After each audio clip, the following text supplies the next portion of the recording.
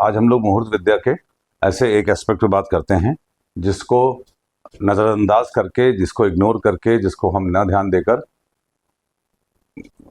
काफ़ी अपराधों को इन्वाइट करते हैं। भगवान शिव की पूजा करने के लिए शिववास। शिववास कैसे देखा जाता है? शिववास का तिथि के अनुसार देखा जाता है।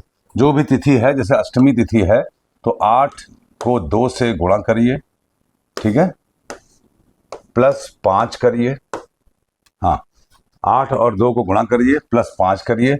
जो संख्या है 8 दूनी 16 प्लस 5 21 डिवाइडेड बाई 7 तो 21 हुआ, 7 या 21 मतलब रिमाइंडर हुआ आपका 0, मतलब रिमाइंडर 7 का मतलब हुआ भगवान शिव शमशान में वास कर रहे हैं। जाहिर सी बात है कि उनकी पूजा करने से वो डिस्टर्ब होंगे। तिथि का ये महत्व है।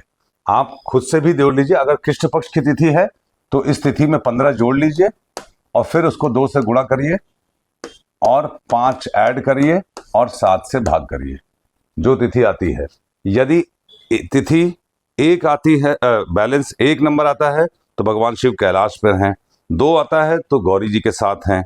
तीसरे हैं तो बैल की सवारी करके प्रसन्न हैं नंदी जी की सवारी के साथ। चौथी तिथि है तो सभा में है तो डोंट डिस्टर्ब हिम। 5वीं तिथि है तो भोजन कर रहे हैं, भोजन करते समय डोंट डिस्टर्ब हिम। 6ठी तिथि है तो भगवान शिव क्रीड़ा कर रहे हैं, खेल रहे हैं, तो मत डिस्टर्ब करिए उनको। 7वीं तिथि है तो शमशान में वास कर रहे हैं।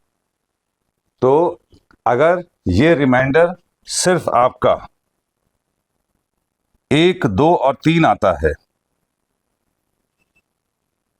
1, 2 और 3 आता है, जो कि पंचांग में भी है, मेंशन है ये, तो भगवान शिव की पूजा करना सार्थक है, अन्यथा नहीं सार्थक है। कर्मकांड मत कीजिए, सिर्फ ध्यान करिए और उनके ध्यान में मग्न रहिए।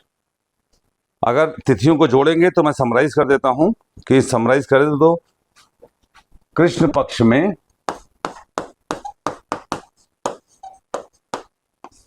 प्रतिपदा, चतुर्थी, पंचमी, अष्टमी, एकादशी, द्वादशी और अमावस्या, ये तिथियों पे शिववास होता है और शुभ फलदायक होता है। शुक्ल पक्ष में द्वितीया, पंचमी, षष्ठी, नवमी, द्वादशी और त्रयोदशी, इन तिथियों पर ही शिव जी की पूजा करना आपको फल देगा, अन्यथा फल नहीं देगा। इस प्रकार से शिववास किया जाता, कैलकुलेट किया जाता है।